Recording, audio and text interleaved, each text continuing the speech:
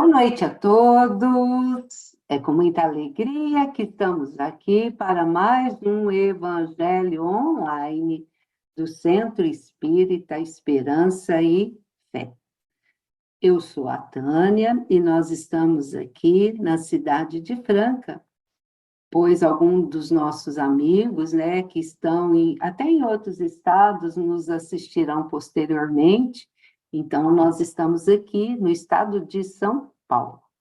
E a nossa casa presencial é a casa, vamos dizer assim, mais estruturada, assim, a mais velha da nossa cidade, É uma casa centenária, que há vários anos vem prestando assistência espiritual e material para aqueles nossos irmãos que mais necessitam.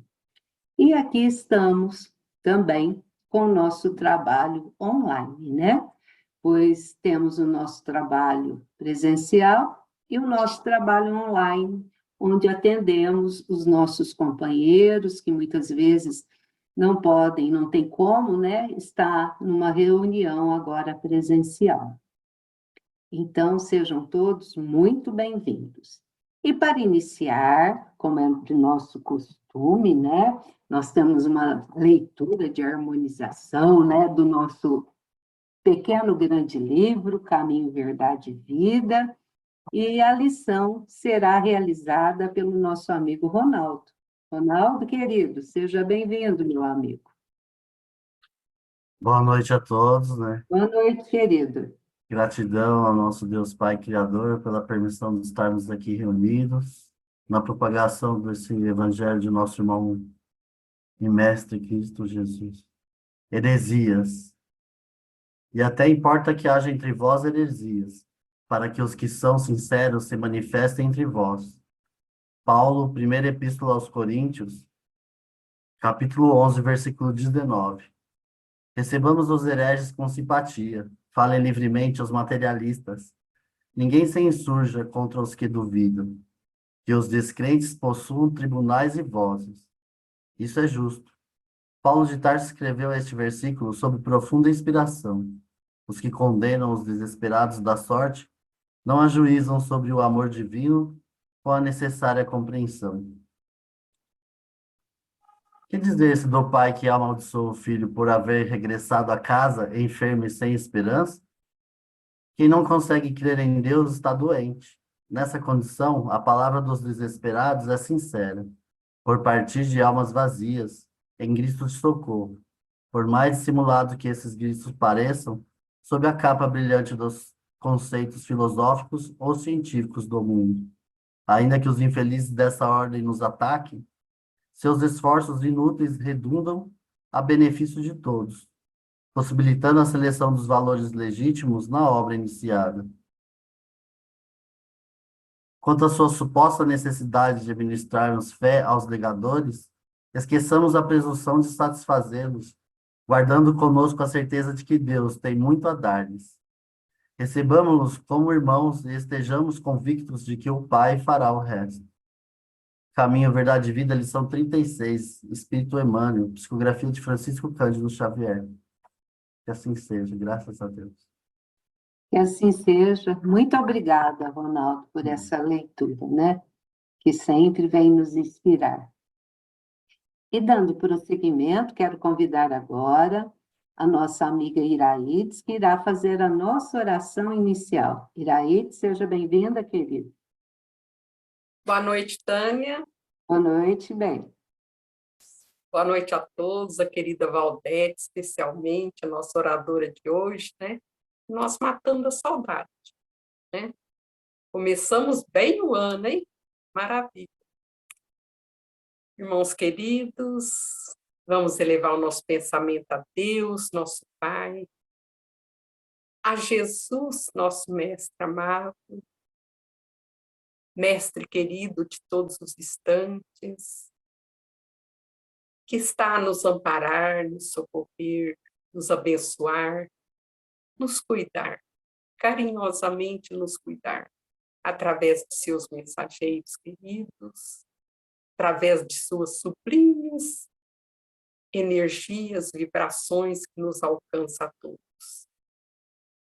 Sê conosco, Jesus, hoje e sempre, envolvendo-nos na sua paz, na sua bondade, de que tanto necessitamos para manter o equilíbrio do corpo, da mente, do espírito. E nessa hora, momento, não rogamos só por nós, Senhor, que estamos aqui diante do seu Evangelho, mas rogamos pelos nossos irmãozinhos, aqueles mais distantes, sem a luz na alma, a luz desse amor de Jesus, a luz da esperança, a luz da paz em sua mente, em seu coração. Jesus, que a sua paz possa envolver o nosso planeta, possa envolver todos os corações, sejam quais forem as aflições, as dificuldades materiais, morais, espirituais. Que essa pleite de mensageiros, com a intercessora Maria Santíssima, possa envolver a nós, todos os nossos irmãos, aqueles que também trabalham no bem, as nossas casas de orações, as pessoas de boa vontade, e em seu nome, Jesus, não medem esforços para amparar e assistir aqueles que mais necessitam. Obrigada, Senhor Jesus, por estar sempre conosco, por ignorar a nossa insignificância. Que a sua luz nos envolva hoje e sempre, que assim seja. Assim seja. Muito obrigada, Iraete. Gratidão, minha amiga. Quero convidar agora a nossa amiga Odília, que irá ler para nós uma pequena página do nosso Evangelho. Odília, seja bem-vinda, minha amiga. Obrigada, Tânia. Boa noite a todos. Boa noite. Tudo bem para você? Dá para ler? Dá sim. Vamos lá. A vida futura, item 3. O Espiritismo veio completar nesse ponto, como em vários outros, o ensino do Cristo, fazendo-o quando os homens já se mostram maduros bastante para aprender a verdade. Com o Espiritismo, a vida futura deixa de ser simples artigo de fé, mera hipótese. Torna-se uma realidade material que os fatos demonstram, porque são testemunhas oculares os que a descrevem nas suas faces, todas e em todas as suas peripécias. E de tal sorte que, além de possibilitarem qualquer dúvida a esse propósito, facultam à mais vulgar inteligência a possibilidade de imaginá-lo sob seu verdadeiro aspecto. Como toda gente imagina, um país cuja pormenorizada descrição leia. Ora, a descrição da vida futura é tão circunstanciadamente feita, são tão racionais as condições ditosas ou infortunadas da existência dos que lá se encontram, quais eles próprios pintam, que cada um aqui, a seu mau grado, reconhece e declara a si mesmo que não pode ser de outra forma, porquanto, assim sendo, patente fica a verdadeira justiça de Deus. Allan Kardec, Evangelho segundo o Espiritismo, capítulo 2, Meu reino não é deste mundo. Muito obrigada e que assim seja. Nós que agradecemos, Odília.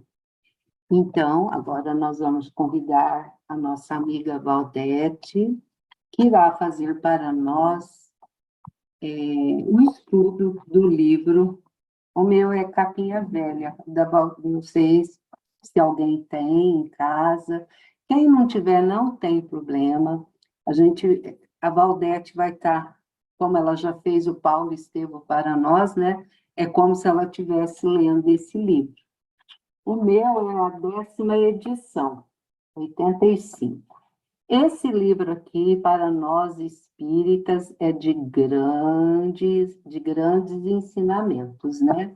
E outra coisa, aquele companheiro, aquele amigo nosso, que porventura não tem um livro, mas pegue a playlist depois para poder pegar o fio da meada, porque a gente ouve agora. Aí no mês que vem, a hora que a Valdete dá 3 semanas para a gente ir refletindo sobre o conteúdo, se tiver dúvida, volta lá na nossa playlist, né, que o nosso companheiro Périx fala para nós de cada livro que a gente vê, e aí é só ouvir de novo, que aí já começa, pega o fio da meada e dá para seguir totalmente.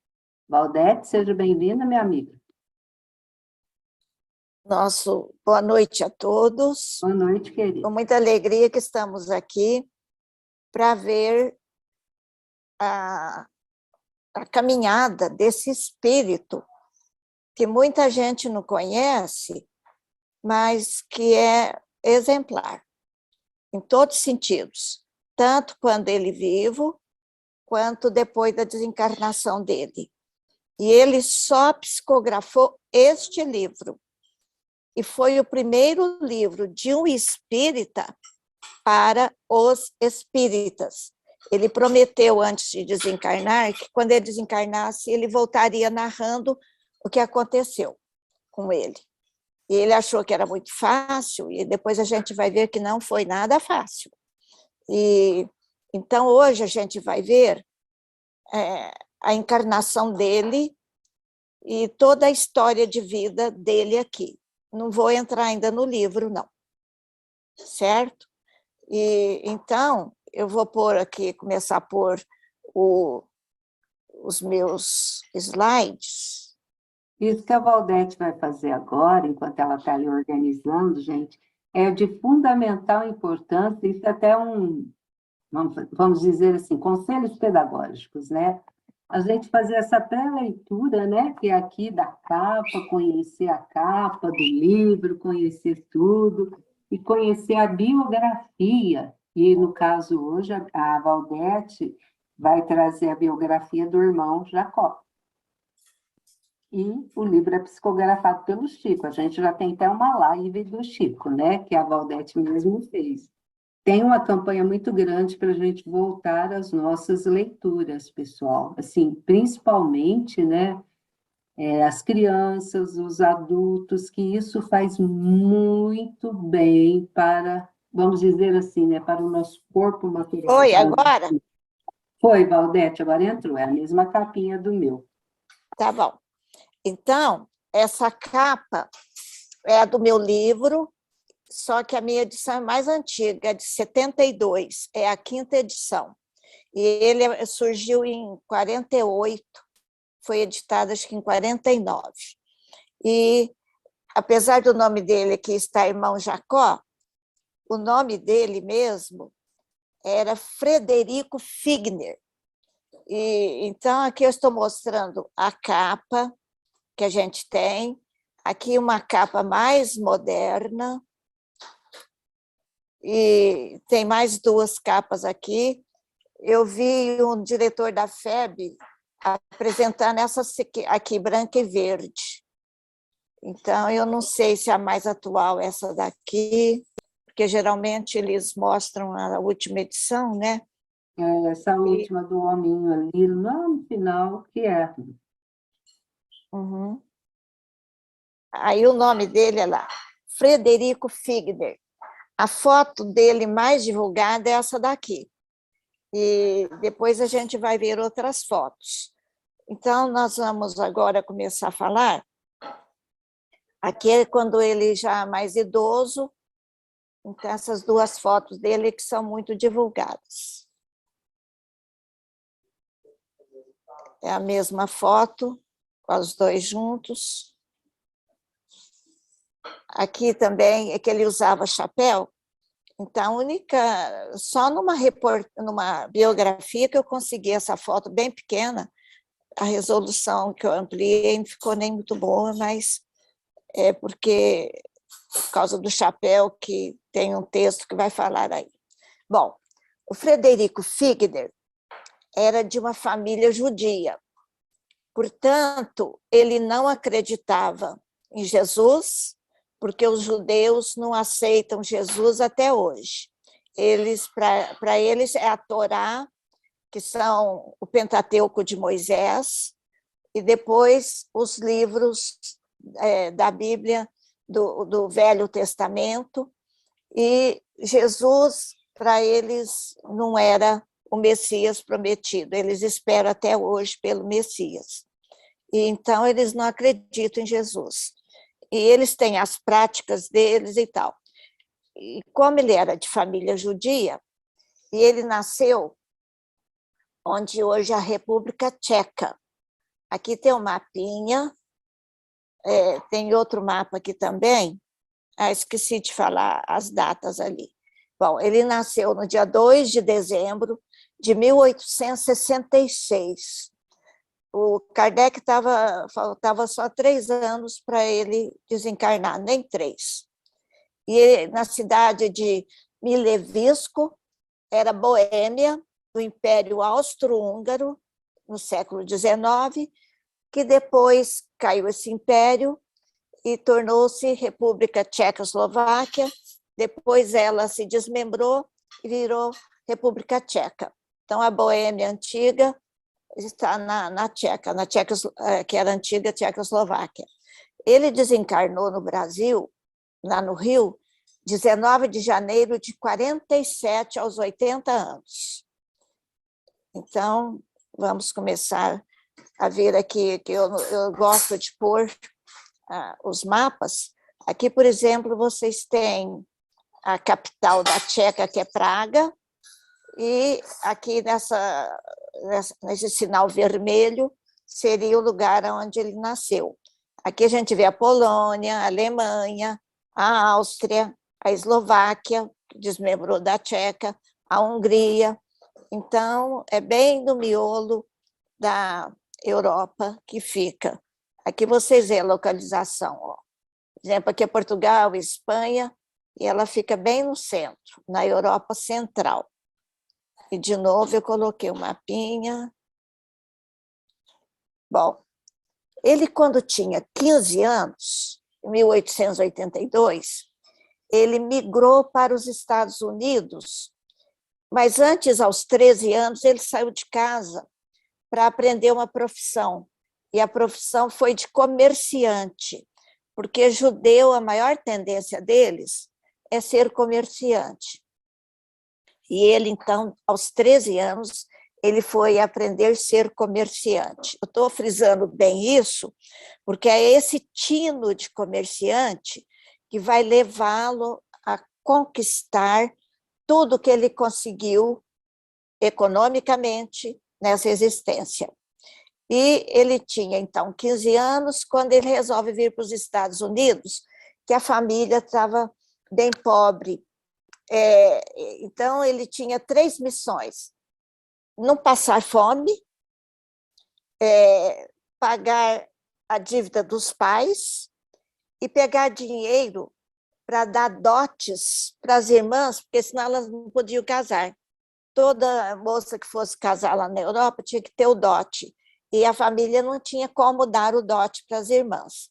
Então, ele migrou aos 15 anos, pensando nessas 3 coisas: pagar a dívida dos pais, o dote para as irmãs e não passar fome. Depois a gente vai ver que, depois de uns 10 anos, ele vai conseguir fazer tudo isso. Então, quando ele chega nos Estados Unidos, tinha acabado de ser lançado pelo Thomas Edison, que inventou mais de 2.000 inventos. Uma das coisas é a lâmpada incandescente, o gramofone, tem até uma figura aqui, que gravava, o primeiro aparelho que gravava a voz, gravava música. Então, aquilo impressionou demais as pessoas. E foi lá nos Estados Unidos. E ele sai com esse gramofone, que ele resolve comprar um, e compra rolos de gravação, e passa pelo México, pela América Central e chega na América do Sul. Mas antes disso, eu tenho aqui um pouquinho da história do Thomas Edison. Thomas Alva Edison. Ele nasceu nos Estados Unidos em 47. Então, ele era mais velho do que o Frederico Figner. Então, quando ele inventou o gramofone, que é o fonógrafo, ele já estava com 30 anos, em 77. E o Figner, então, quando chega, já estava bem difundido o gramofone nos Estados Unidos. E o Thomas Edison vai morrer em 1931, lá nos Estados Unidos, aos 84 anos. Aqui nós temos foto do Thomas Edison. Essa foto aqui tem uma dedicatória ao Santos Dumont. Está escrito lá, para Santos Dumont, pioneiro da navegação aérea. Aqui tem ele mais velho, olhando o carro elétrico. Aqui ele ao telefone, tudo são patentes que ele andou criando, ajudando. Ele era um gênio. Aqui ele sentado, junto a uma das invenções dele, é aquele mais velho. Bom, aí o Frederico Figner, ele, com esse gramofone, ele passando pelo México, pelos países da América Central, ele vai chegar em 1891, já com 25 anos, ele chega na cidade de Belém. E ele já estava com um bom dinheiro, porque ele cobrava das pessoas a gravação da voz. Então, as pessoas queriam ouvir a sua voz, ele fazia uma reunião, ali ele gravava as pessoas, e elas davam uma quantia ali. Então, foi assim que ele já foi ganhando dinheiro. E aqui, ó, já fazia 10 anos, né, que ele tinha saído lá da terra dele, então ele passou, além de Belém, ele passou por Manaus, por Fortaleza, Natal, Recife, João Pessoa, Salvador, e chegou ao Rio. E passando pelo Rio, ele vai até Uruguai, Argentina, e volta para o Rio, daí um ano que ele tinha chegado em Belém, 1892, e vai se fixar aqui no Rio. Então, ele já estava com um bom dinheiro, e quando ele vai se fixar no Rio, então ele já monta, não uma loja, mas num sobradinho, a venda dos gramofones. Aí a procura começou a ser muito grande. Aqui eu queria mostrar, eu consegui pegar de jornais lá do Ceará, de Fortaleza, né? Ela visitou-nos o cidadão norte-americano, aqui falta um R, Frederico Figner, dono de um exemplar de grandioso invento de Edison, o fonógrafo, que por esses dias estará em exposição no passeio público, no Salão Caio Prado. Aí, isso foi 18 de dezembro de 91. Aí, no dia 25 de dezembro, olha, Natal, né? O fonógrafo estava em exposição em Porangaba, um bairro lá de Fortaleza, na sala da Intendência Municipal, o fonógrafo de propriedade do senhor Frederico Figner. As pessoas que não tiveram ainda a ocasião de examinar a maravilhosa máquina, aproveitem, pois com certeza não terão melhor ocasião do que esta. Então, faziam até propaganda nos jornais daquele feito, né? Aí, depois que ele já estava no Rio uns 6 anos, ele recrutou uns cantores, e mais lá do Nordeste, um apelidado Baiano e o Cadete. Eles gravaram as primeiras músicas e propagandas com o Frederico Figner. Então, essas gravações começou a surgir esse interesses de outros, né?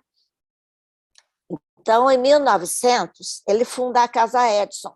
Então, ele desce do Sobradinho, vai para uma loja e ali ele pôs produtos variados e fundou, então, a Casa Edison.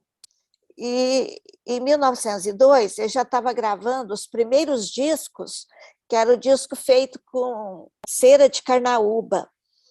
E, então, era muito pesado, podia gravar de um lado só, uma música só.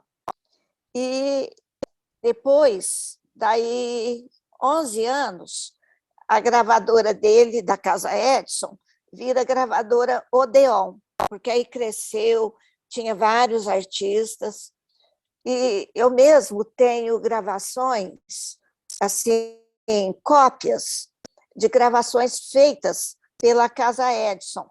Então, antes de começar a gravação, fala assim, gravação da Casa Edison, Rio de Janeiro. Então, por isso que eu me interessei pela história dele, quando eu soube que ele era espírita, porque eu gosto das músicas antigas e eu fiz coleções de Vicente Celestino, Carlos Galhardo, Orlando Silva. As pessoas mais velhas sabem do que eu estou falando. Então, eu adoro essas músicas. Em plena era do rock, eu curtia essas músicas. Eu falo que eu nasci em época errada. Eu devia ter nascido lá no começo do século passado, porque eram as músicas que eu gostava, né? E eu ouvia muito essas gravações que falavam Casa Edison, e ele deu o nome de Edison em homenagem ao Thomas Edison, por isso que era a Casa Edison. E aqui, então, nós temos a Rua do Ouvidor, onde ficava a Casa Edison. Aqui é uma foto da Casa Edison. Olha aqui os gramofones, cheio de gramofone para vender, e aqui uma porção de coisa que ele vendia, que eu vou mostrar ali umas propagandas. Ele entrava aqui de manhã, ficava até à tarde, mas depois que ele torna-se espírita, ele entrava de manhã, mas levantava às 5 da manhã, primeiro ele ia lá na Federação Espírita. Eu vou contar, aqui é o gramofone, tocando o disco, outra foto. Tem gente que ainda tem essas relíquias. Aqui, em 1900, logo que ele montou a Casa Edison, aí ele fez essa propaganda. Ele importava, porque a fábrica era lá nos Estados Unidos. E aqui é de 1902. E aqui ele pôs a foto do Thomas Edison, a dele, e a propaganda, onde ele fala, lá, importador de fonógrafos. Aqui é uma propaganda dos produtos. Como estava muito ruim, eu parti em dois para a gente enxergar alguma coisa assim. Aqui, ó, tipógrafos para poder montar, porque antes, para fazer impressão, tinha que pegar letrinha por letrinha. O jornal Nova Era, meu cunhado trabalhou lá, ele falou que era desse jeito, só depois que comprou máquina para poder ficar mais fácil, imprimia em barra as palavras, depois usava barra, derretia, cigarreira mágica, tinha de tudo. Até uns jogos, uns brinquedos, aqui, ó, brinquedinho de criança, jacarezinho, cavalinho, aqui é navalha para fazer barba. Essa caixinha aqui, ó, ela abria e saía uma cobra para assustar. Era coisa de... não era só os fonógrafos, não. Era muito variado. Bom, aqui no Estadão, em 1902, saiu esse novo modelo, né? E o preço dele, 12 mil réis, 25 mil réis, era o dinheiro da época. Aqui é um disco da Odeon e o Baiano que gravou.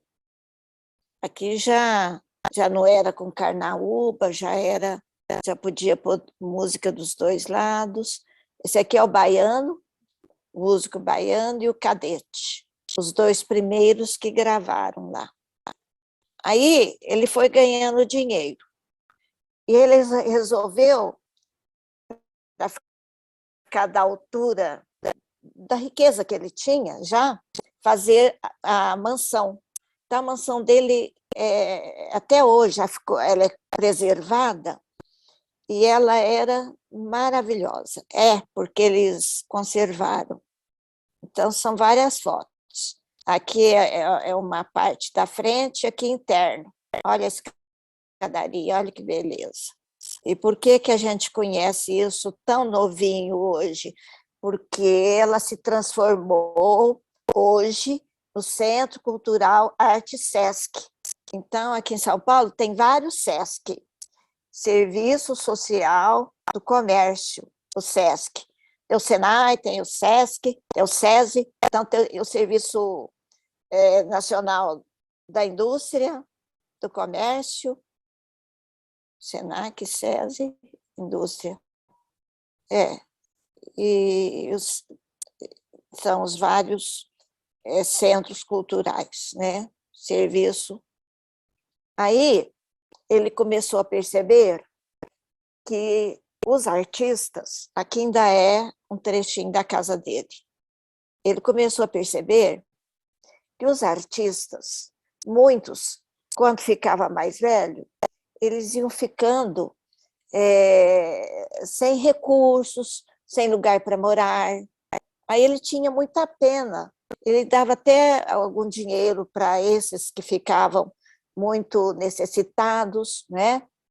Aí ele doou um terreno e umas outras pessoas construíram o recanto aqui, o Retiro dos Artistas, que existe até hoje. Eu sempre vi artistas fazendo campanha para doar recursos para o Retiro dos Artistas. É uma casa de repouso, funciona até hoje, e ele é que deu o terreno. Bom, agora, vamos ver. Ele já estava há algum tempo, ali alguns anos, ainda não tinha a Casa Edson, mas ele já tinha recursos. Então, ele queria casar, mas ele só conhecia uma moça. E ele simpatizava com essa moça. Mas ele não tinha ideia de onde ela morava ali no Rio. Aí, um dia, ele resolveu procurá-la. E saiu andando. E enveredou por uma rua, e não é que ele encontra a moça na janela. Aí ele pede para entrar, entra, toma um lanche lá com ela e pede ela em casamento. Foi assim que ele acabou casando com a dona Esther de Freitas Reis, que era de uma família até bastante rica. E eles tiveram 6 filhos. Raquel, a primogênita, Aloísio, Gabriel. Esses 3 desencarnaram antes dele. Nós vamos ver a história dessa Raquel, porque vai reforçar a crença na doutrina espírita, a desencarnação dela. Tem a Leonilda, Helena e Lélia. Então, essas 3 aqui são as mais novas, e a Helena, ela se tornou uma cantora lírica. E essa foto aqui é de 1929, e ele embarcando com a família, só que eu não distingui ele aqui direito, para a Europa, para passeio. E ele esteve lá em Londres, conheceu o Conan Doyle, que escreveu a história do espiritismo, conheceu sessões espíritas, o trabalho do William Crookes, que não é dessa época, mas ele ficou sabendo melhor quando ele esteve lá em Londres. Aqui é a filha dele, a Helena, a penúltima, né? E ela nasceu em 1908 e morreu em 94. E ela foi uma mezzo-soprano, e ela, então, assim, teve uma participação artística muito importante. Depois nós vamos ver que uma sobrinha dela, não é uma sobrinha dela, não, agora estou confundindo, A gente vai ver outro caso de outra soprano. Bom, agora nós vamos ver como que ele se tornou espírita. Quando ele fundou a Casa Edson, um filho de um que foi o fundador da FEB, o Antônio Luiz Saião, ele fundou um grupo Fraternidade, junto com como que fala aqui? O Bittencourt Sampaio. Esse Bittencourt Sampaio, ele vai ser muito importante. Ele era política da época do Dom Pedro II, e eles dois, com outras pessoas, então fundaram esse grupo. Depois teve umas desavenças, e aqueles menos assim problemáticos saíram e fundaram a Federação Espírita Brasileira. Então, o Antônio Luiz Saião teve uma importância muito grande. Ele foi um doutrinador em sessões mediúnicas, um dialogador, mas naquela época falava doutrinador. E o filho dele, que conhecia muito a doutrina, que participava da FEB, em 1900, ele começou a visitar a Casa Edson e ficava conversando com o Frederico, com o Fred, eles eram chamados Fred, durante 2 anos. E ele falava de espiritismo, de cristianismo, mas o Fred, que não acreditava em Jesus, e muito menos na doutrina espírita, né?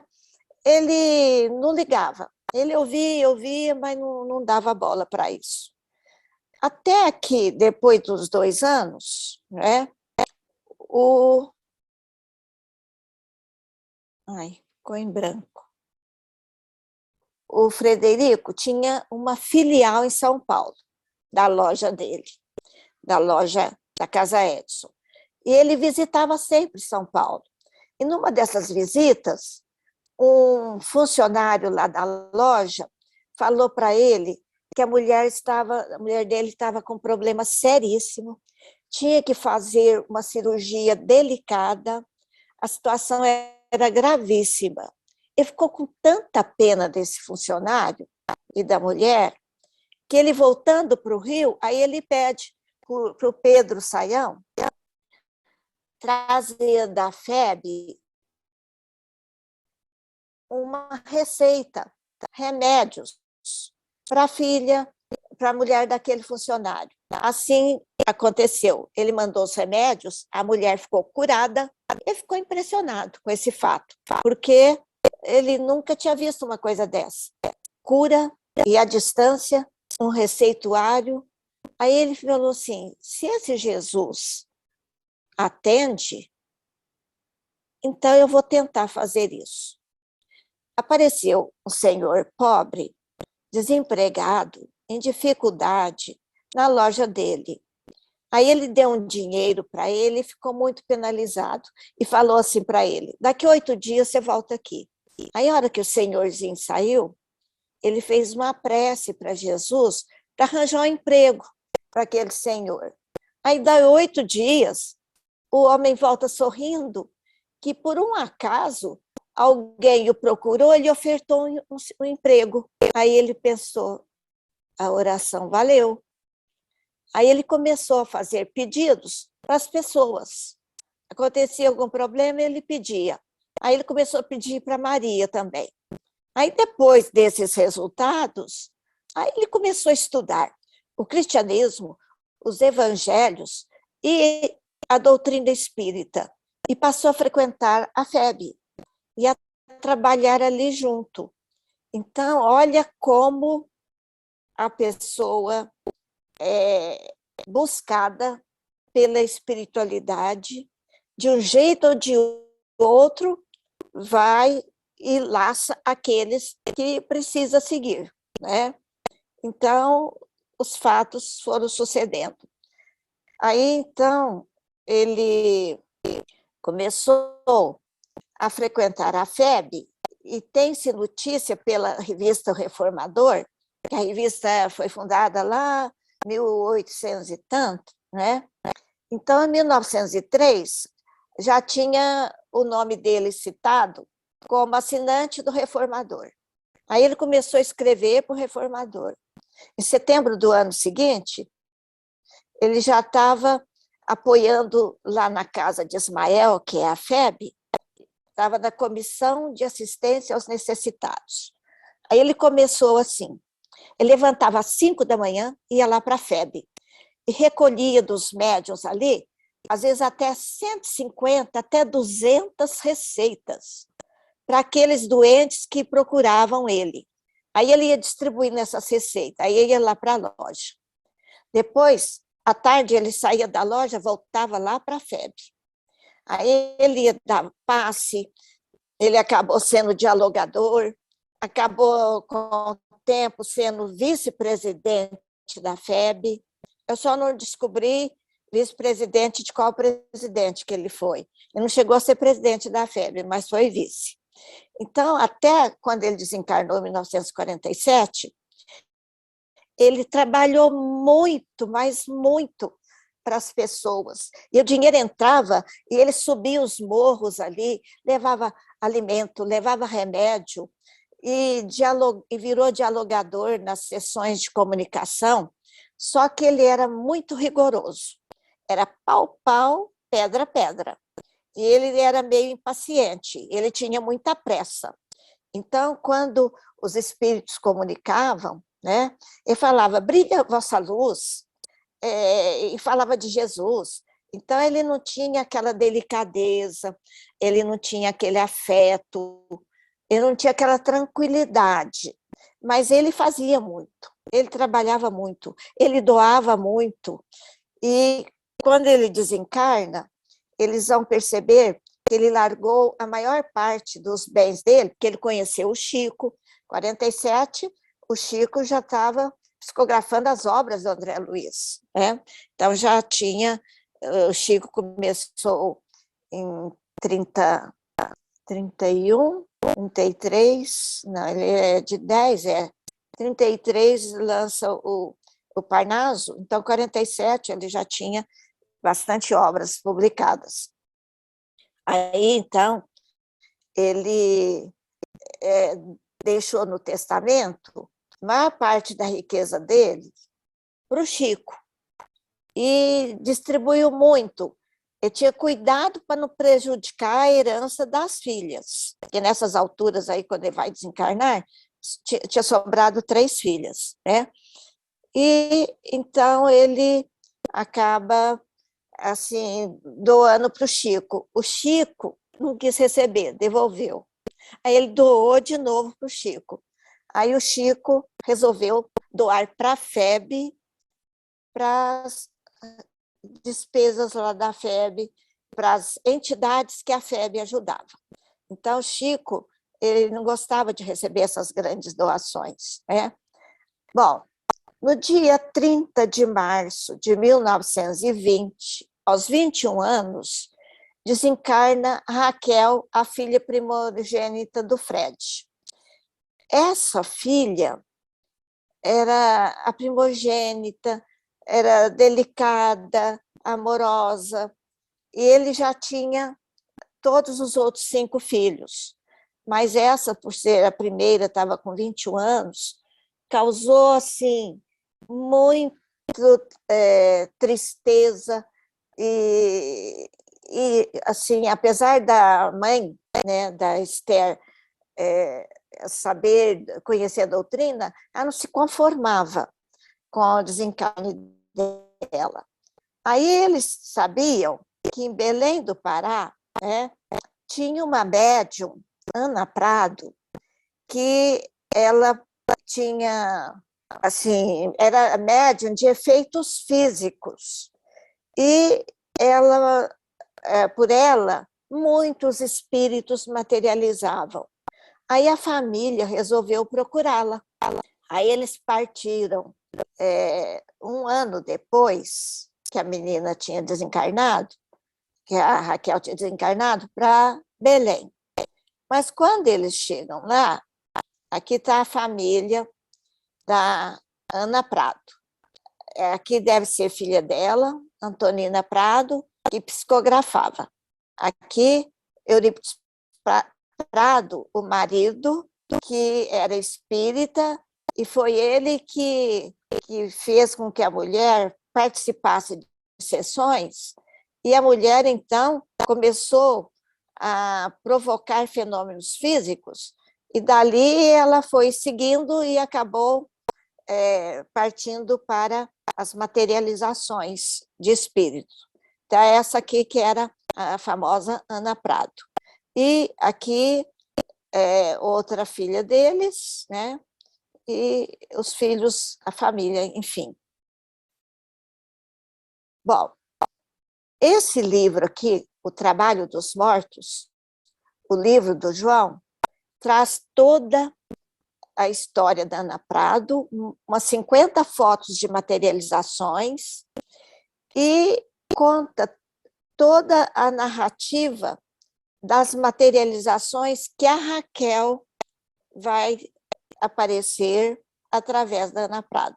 Então, eles chegam lá de 1º de abril. A família Prado estava viajando. Aqui não fala para onde. E eles só foram chegar 28 de abril. A família do Fred Figner ficou lá no hotel, aguardando a volta. E como a Ana Prado não estava nem muito bem, eles gastaram 7 dias de viagem, chegou dia 28.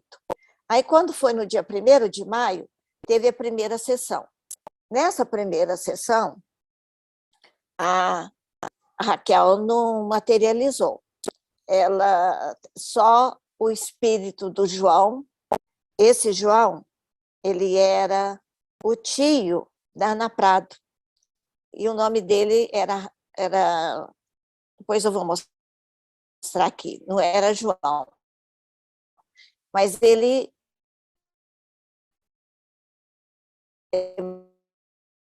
materializava com a figura do João, né? Como João, sempre.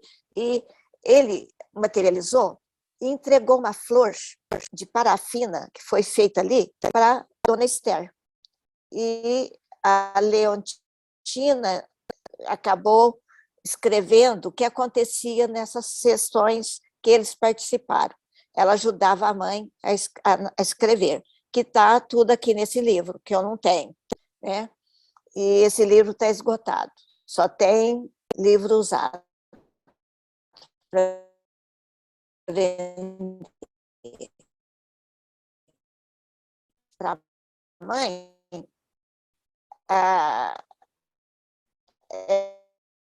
ela parece, mas não está bem, assim, nítida. Mas eles já ficam muito emocionados de vê-la rapidamente.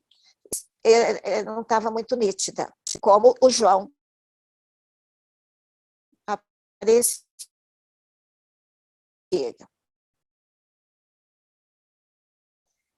Bom, aí, na terceira sessão, Raquel aparece e fica 40, fala para não usar roupa preta, que ela estava muito bem de lá. Para que ela ficar usando aquela roupa preta? Aí a mãe, aliás, na outra sessão, ela pediu isso para a mãe. Aí a mãe vai com uma blusa branca, mas a saia é preta. Aí ela pede para ela vestir toda de branco. Aí a mãe fica sensibilizada, ela materializa tanto que ela dá a mão dela para a mãe beijar, os irmãos beijarem, e só que quando chegou no pai, ela pegou rapidamente a mão do pai e ela que deu um beijo. E depois a mãe fala assim, eu queria ver seus cabelos, você tinha cabelos tão bonitos, longos e ondulados. Aí ela vai para dentro lá do quartinho e volta, e dá 2 voltas sacudindo a cabeleira. Então ela mostra a cabeleira dela, ela consegue materializar, né? Aí, daí 2 dias, tem a última sessão. Aí ela ficou 2 horas com a família. E ela conversou, ela então permitiu que a mão dela fosse feita em parafina. E aí o Fred, ele descreve resumidamente, né? e ele disse que a mão dela era bonita.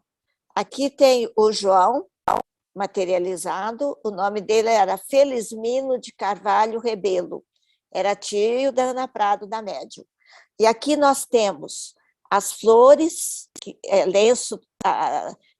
lenços amarrados, que o João amarrava, flores que uma tal de Anita materializava e fazia essas flores em parafina, e a mão da Raquel. Então, isso aí ficou em parafina, feito pelos espíritos.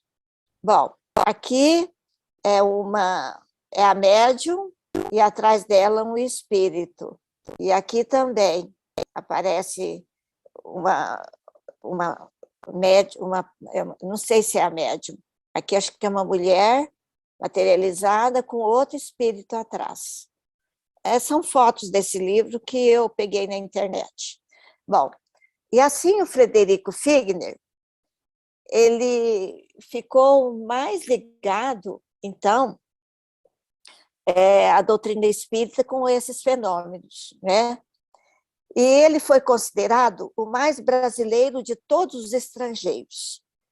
E esse livro, Voltei, portanto, ele vai narrar a desencarnação dele e tudo que aconteceu com ele de lá, quando ele desencarna. E assim, eu vou só ler um depoimento aqui do jornalista Viriato Correia, que desencarnou em 1967. Ele era teatrólogo, romancista, membro da Academia Brasileira de Letras. Então, ele fala sobre o Frederico Figner. Aos 80 anos, tinha as vibrações, os entusiasmos, as vivacidades das juventudes estouvadas. Quem o via pelas ruas, suado, chapéu atirado para a nuca, falando aqui, falando ali, numa pressa de moço de recados. Pensava estar vendo um ganhador que, em cima da hora, corria para não perder a hora do negócio. No entanto, não era para ganhar que ele vivia a correr. Rico, muito rico, não precisava entregar-se à vassalagem do ganho. Corria para servir os outros, corria para ir ao encontro dos necessitados. Então, assim, ele doou muita coisa para os outros, ajudou muito, e como diz aqui, ele era extremamente afobado e muito entusiasmado e de uma vivacidade muito grande. E ele era exagerado nessas atitudes, né? Então, é isso que atrapalhou um pouquinho, depois ele vai descrever no livro, tá? E assim acabamos. Eu estou aqui refletindo, Valdete, se ele, que fez tanta caridade, corria ali para fazer a caridade, e nós? Não vamos dar spoiler do livro, não. Ele não perdia tempo, olha, levantava todo dia às 5 da manhã, ia na FEB, chegava a pegar até 200 receitas, porque ele não era médico receitista, mas ele pegava com todos os outros médios que frequentavam a FEB, né, para distribuir. E era médium de alugador, porque ele ia para a loja e à tarde ele voltava lá para a FEB. E ele não deixava de atender a família, porque nessa correria ele foi um grande pai, um grande esposo, né?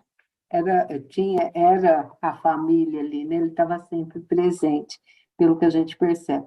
Igual eu estava aqui observando, para quem trabalha em reunião mediúnica, tudo, a gente sabe que a reunião comum já tem um desgaste. Agora, essa Ana Prado, ficar ali numa reunião de 2 horas é muita coisa, né, Valdete?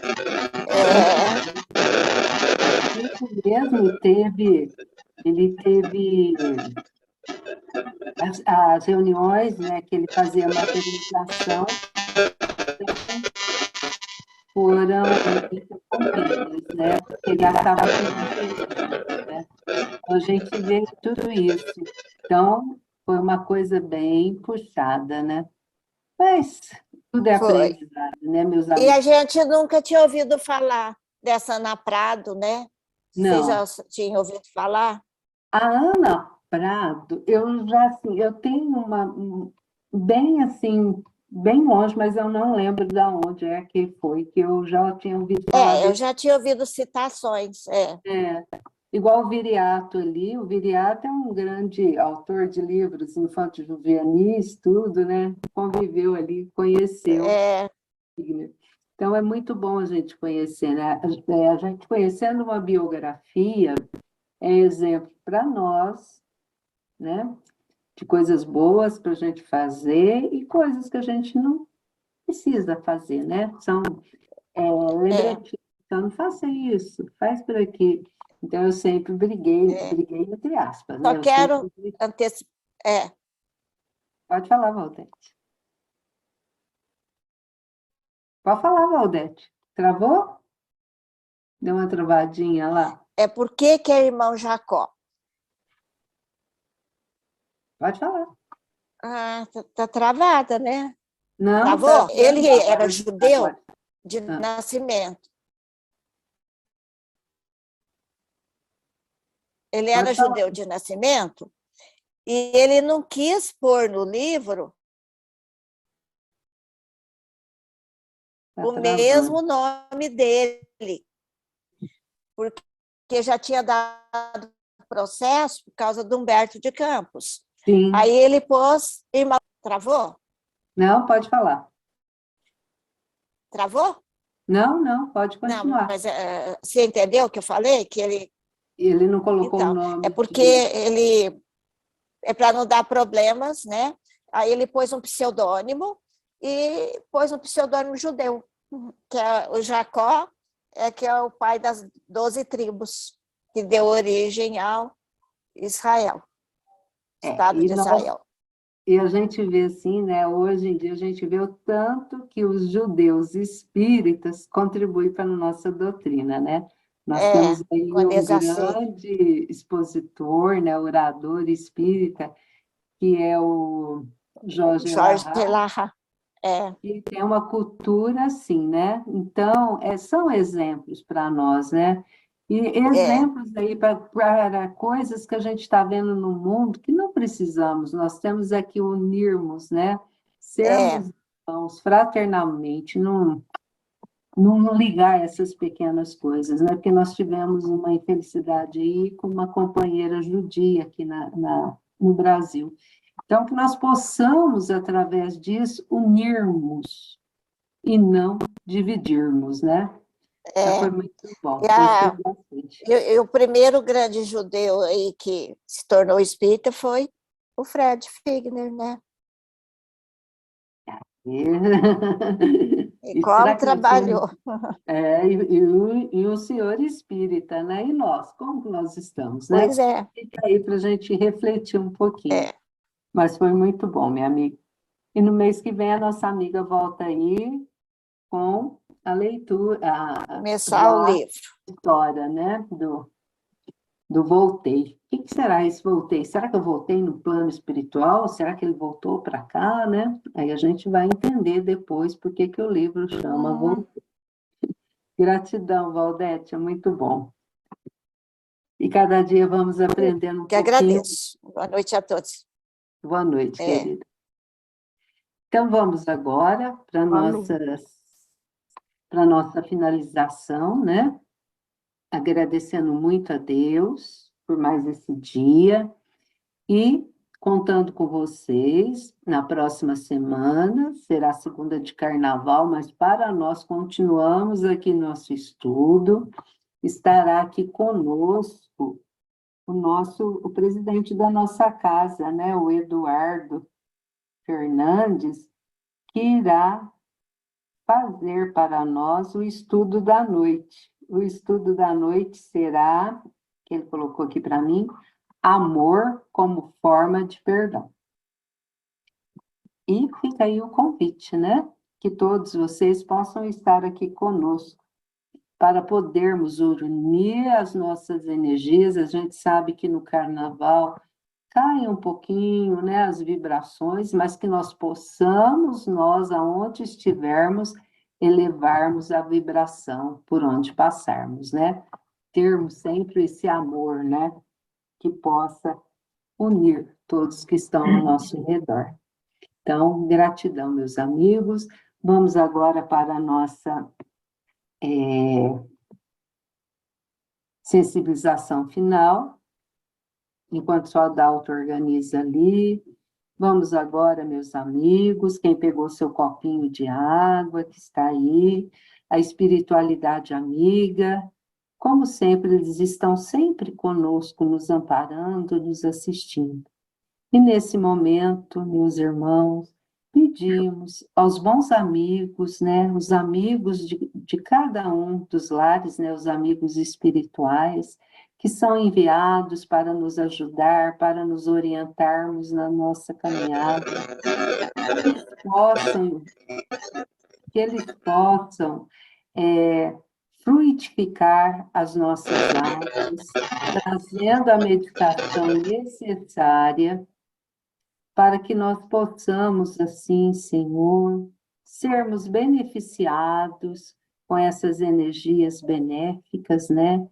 Que vai fazer tão bem para o nosso corpo espiritual, mas também para o nosso corpo material. É o momento também que recebemos o passe, onde esses bons amigos espirituais vêm nos trazer esses fluidos recolhidos no universo para a nossa harmonização espiritual e corporal também, meus amigos.